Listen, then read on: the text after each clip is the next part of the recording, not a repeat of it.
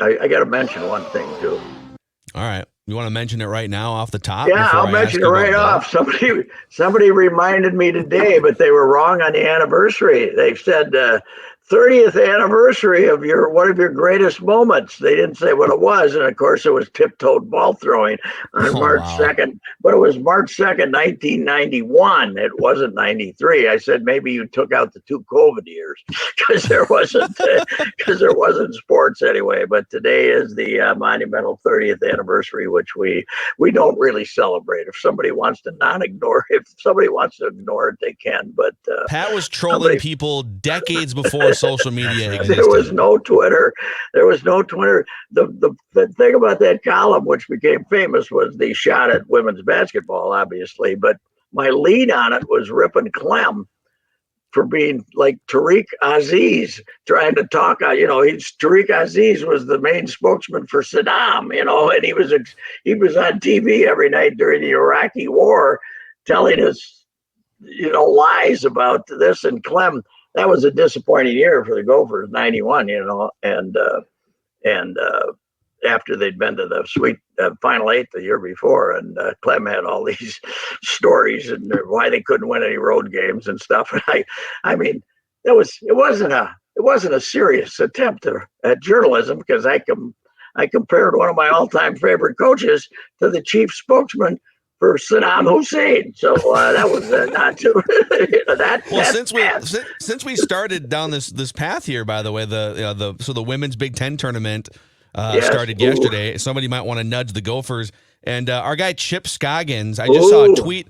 I saw a tweet come past through the Star Tribune sports Twitter account. So Chipper, he's not calling for Lindsey Whalen's head no. now, but he's basically saying if they aren't competent next year, he is calling for Lindsey Whalen's head.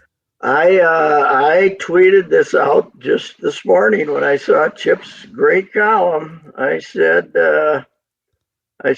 the wait for one of us quivering columnists to do this is over. Chip laid down the gauntlet for Lindsey after a lousy season ends with a one and done against a horrible team in the Big Ten tournament. So congratulations to Chip, while the rest of us are no, we can't rip Lindsey. Is this So the hardest one? I mean, wow, I'm with you. I guess what the stones on Chip Scoggins. This is one yeah, that when she was hired, I think everyone figured, well, I mean, she's for sure she'll bring in be a bunch of okay. players, and it Gonna be looks like they might have mediocre. a chance next year. But Yeah.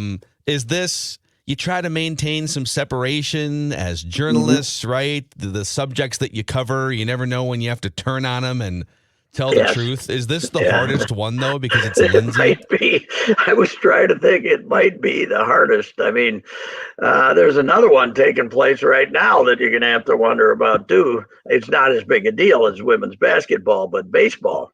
John Anderson, who's been there for 100 years, two straight horrible seasons, and they're 0-8 this year, with three of the losses to St. Louis and yesterday to Milwaukee. So they're terrible again. So that's another one. But of course, Lindsay is yeah. We gave her more. Women's basketball. It's kind of hard to dive in all of a sudden and say now I'm an expert on women's basketball. But we gave. She's.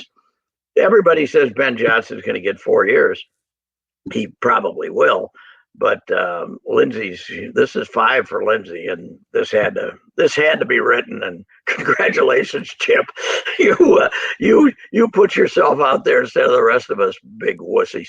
The So other thing too is this is the hardest time in history to be a college basketball or college football coach because you got to worry about NIL and transfer portal and just the way, and it's harder to coach the AAU generation of oh athletes and yes, whatnot. If am you're I hurting Lindsay, his? Am I hurting his or her feelings? So they're going to transfer on me. right? I If mean you're that's Lindsay, what. you don't really need this, right? No, There's a million other things you could do with your time if this isn't working out.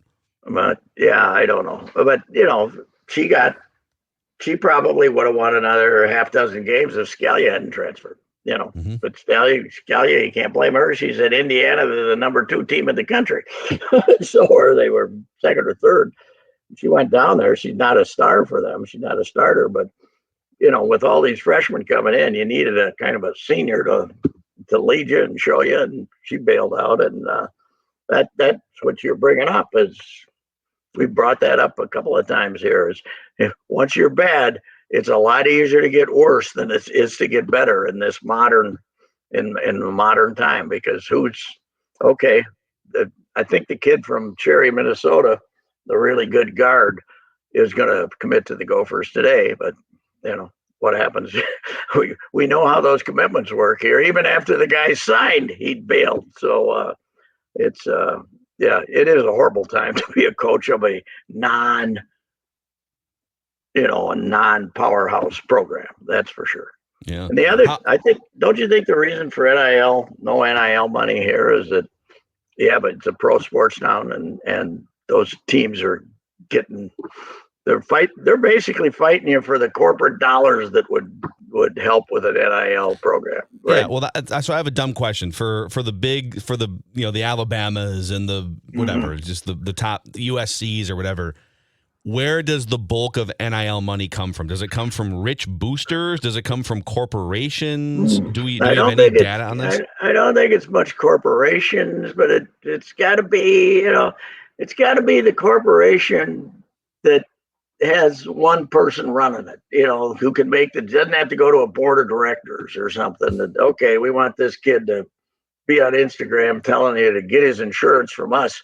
And, but one of the differences, and this is, I hate to turn this into election, but back when pro sports were coming to this town, we had the group called the Big Cigars, and they were all guys running companies, and they were, but they made the decisions and they got on board. Let's get major league teams here. Mm-hmm. And now that one guy isn't an autocrat anymore. There's a board of directors.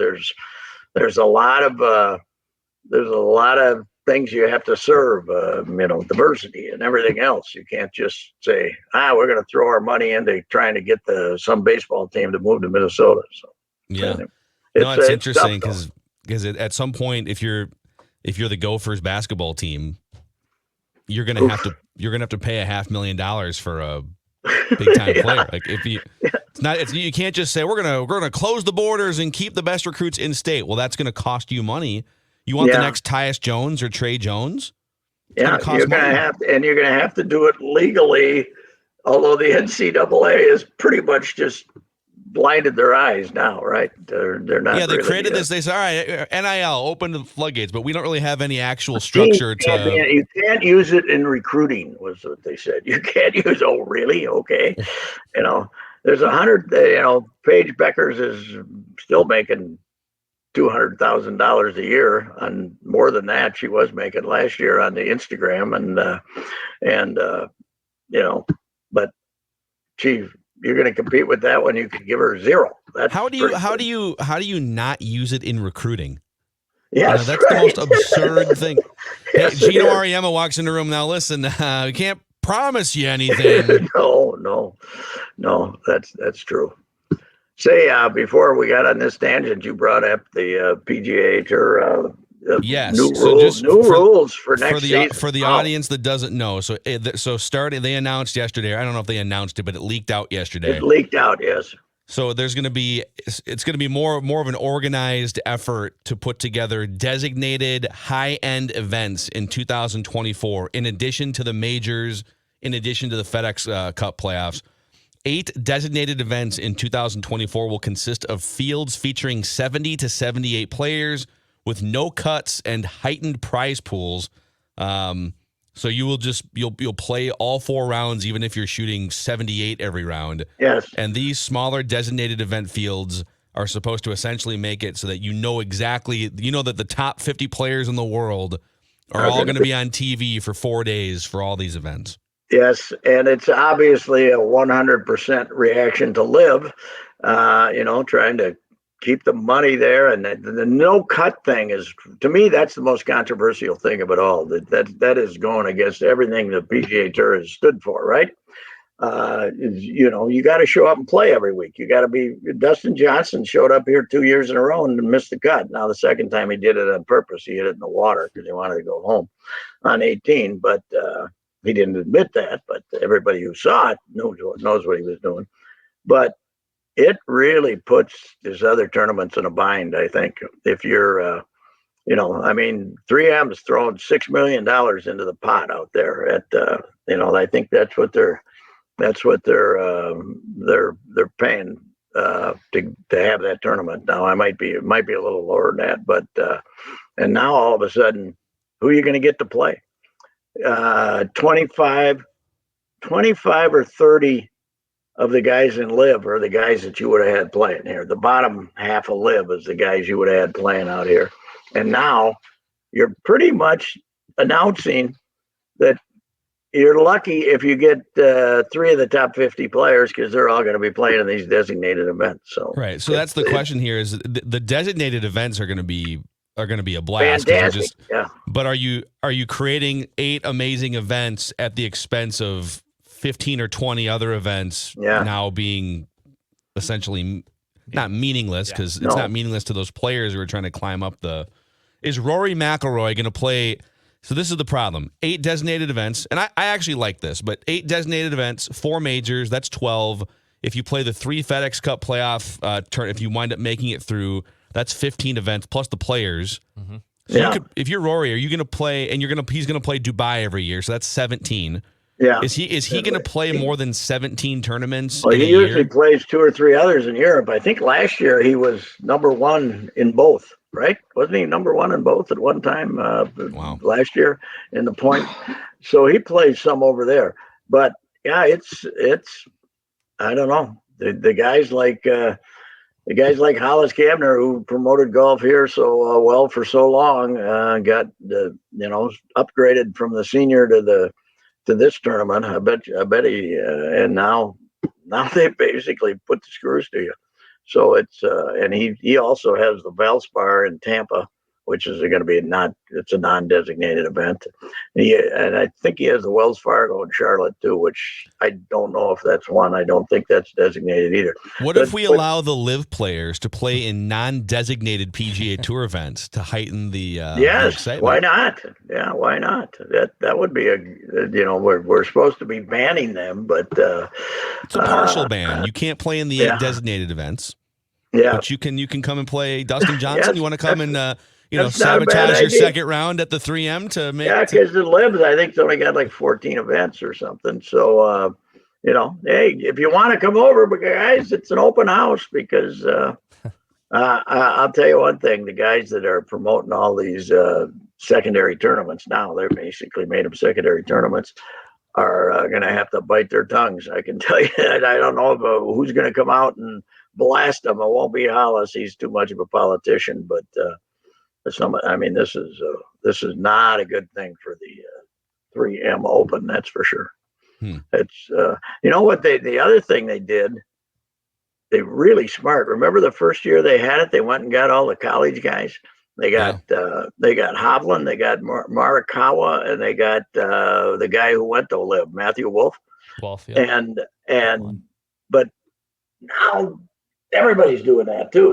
Everybody's grabbing these guys as soon as they come out and trying to get them to go to Live and every place else. But that was kind of part of Hollis's plans, to create a relationship with these guys, and then have them be grateful to you that you gave them their first chance to play. Of course, then Morikawa went out and won 2 majors and kind of got beyond being grateful there. But it's I'll tell you what though.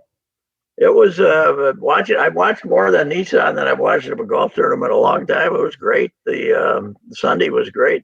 Rahm's trying to win again, and the kid at Homa, Max Homa, LA's making putts, and a couple other guys hanging out. And Cantley made a run at the end. It was. I love that golf course because it looks simple, but they get the greens hard as rocks, and the greens are about as big as the studio you're sitting there too. So you gotta be able to hit shots in that old place, and it was fun to watch. But I don't know. This is a monumental change in golf that's coming up here. They obviously were no comment. That the guy who came out with the scoop on it, they wanted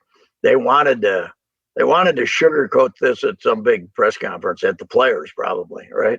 So Yeah. And by the way, so I was just looking at last year's money list, and it looks like Scotty Scheffler had the biggest. He was number one on the money list. He played 25 events. Yeah. Most of the guys, now Rory played 16. That doesn't include Europe.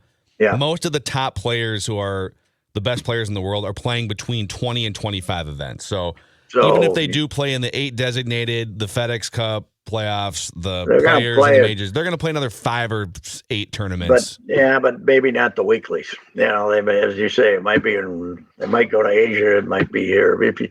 If they probably got an agreement with these guys to play at least 3 of them, right? Go someplace. Yes. Have some. They don't want to lose corporate sponsorships and what have you. No, it's a monumental change here, and I wonder if you think Liv has certainly got the money to last forever, but with no interest in it, is it going to survive? Are they just going to keep going? Nobody gives a damn. I think it was like 300,000 people in the United States watched it was the final round. I can't remember what the time. I mean, nobody watched. And then you'll see them, the wide shots. They try to keep the shots on TV. Yeah, right. There's nobody at the tournament. There's no one watching. Yeah, that's it is an amazing. Well, let's face it. There's 2 things wrong here. They just look like complete money grubbers. A, and B, the sponsor is the source of the money is a bit controversial because they have been known to take reporters that they didn't like into a room and cut them up into little pieces and get rid of them. So we all learn from our mistakes. Yeah. Unfortunately, they haven't. There's still people over there disappearing left and right, apparently. Well, we know you have to get going here, and so real quick, you mentioned Jon Rahm. Rahm, possibly the most underrated golfer. Jon Rahm is now 11th all time in cumulative weeks, ranked number 1 all time, ahead of Nick Price, Vijay Singh, Jordan Spieth, Fred Couples, and David Duval. He's against the type, though, for great Spanish golfers. I mean, Seve, the most handsome, swashbuckling man in the world, and Jose Maria Olazabal was a good-looking, trim guy, and Sergio was fun. Sergio was great fun. This guy's walking around with a fat ass on him, kind of a lump. He's kind of a lump, but he's great. He's a fantastic player. And I think his last name Rodriguez, but he went to Rahm to kind of distinguish himself from the other Spanish players. But what a player! John. His middle name is Rahm. Jon Rahm Rodriguez. Okay, JRR. Yeah, what a player though. But he's not Seve. Nobody's swooning. No females are swooning when he walks down the fairway. The under boob sweat is a great look for Jon Rahm. The 12th hole. What a player, though! What a player! I actually root for him because he just goes about it so seriously. It's fantastic. So, all right, we'll talk to you tomorrow, Pat. All right. Goodbye. See you. There he is, Patrick Royce. Royce Unchained here on Score North.